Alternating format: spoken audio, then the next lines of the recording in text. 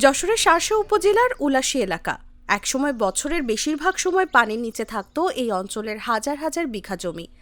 ফসল হতো না, ছিল দারিদ্র্য আর হতাশা। ১৯৭৬ সালের ১ নভেম্বর বদলে যায় সেই চিত্র।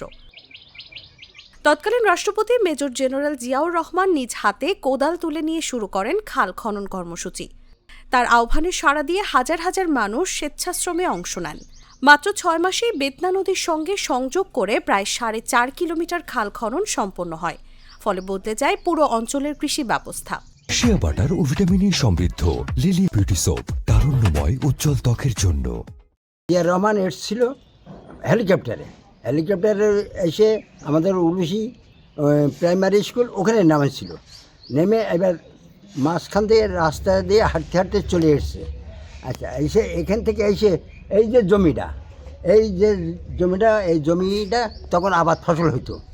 এখন এখানে ওখানে দাঁড়িয়ে এইবারটা বহুত লোকজন এইবারটা হলো কি মাটি কাটবে বলে এবারে ঝুড়ি কোদাল নিয়ে চলে এসছে। আসার পরে আমার এই চাচা এনার এই জমির মালিক হচ্ছে রসিক চাচা, হ্যাঁ, উনি মাটি কেটে ওনার মাথাকে তুলে দিল। মাথায় যখন তুলে দিয়েছে তখন মানে এইবারটা জনগণ সব সাইড থেকে দেখছে। দেখার পরে এইবারটা বড় বড় অফিসাররা আসলো। বড় সড় অফিসাররা এসে ওনারাও মাটি কাটলো। ওনারা মাটি কেটে এইবারটা গড়ে সব মাটি কাটলো। ওনাদের কাটা হয়ে গেল। যাওয়ার পরে আমাদের জনগণের বললো যে তোমরা এবারে কাটো। আচ্ছা, আমরা জনগণ সব ঝুড়ি কোদাল নিয়ে এসেছিলাম, এনে আমরা কাটা শুরু করেছি। কাজের বিনিময়ে ছিল না কোনো পারিশ্রমিক, শুধু রুটি আর গুড় খেয়েই চলত খাল খননের কাজ। কিন্তু সেই খাল এখন প্রায় ভরাট হয়ে মৃতপ্রায়। পানি নেই আগের সেই সেচ সুবিধা। দীর্ঘদিন সংস্কার না হওয়ায় কৃষি ব্যবস্থায়ও প্রভাব পড়েছে বলে জানাচ্ছেন স্থানীয়রা। এ অবস্থায় খালটির পুনর্খননের উদ্যোগ নিয়েছে সরকার। আগামী ২৭ এপ্রিল খাল খনন কর্মসূচির উদ্বোধন করবেন প্রধানমন্ত্রী তারেক রহমান। তার আগমন ঘিরে এলাকায় তৈরি হয়েছে উৎসবমুখর পরিবেশ।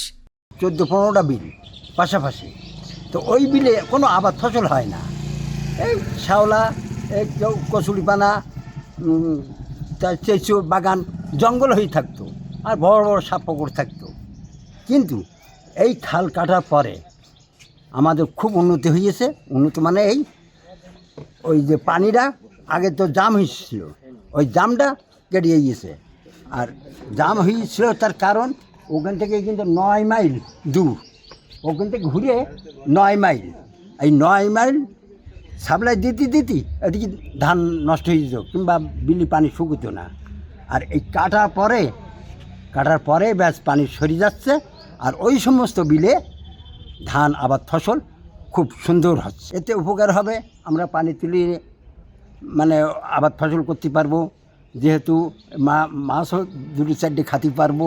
এই জেলা প্রশাসন বলছে সব ধরনের প্রস্তুতি সম্পন্ন। প্রায় ৫০ বছর আগে সেই ঐতিহাসিক উদ্যোগের স্মৃতি নিয়ে আবারও শুরু হচ্ছে নতুন অধ্যায়। নিউজ ডেস্ক, জাগো নিউজ।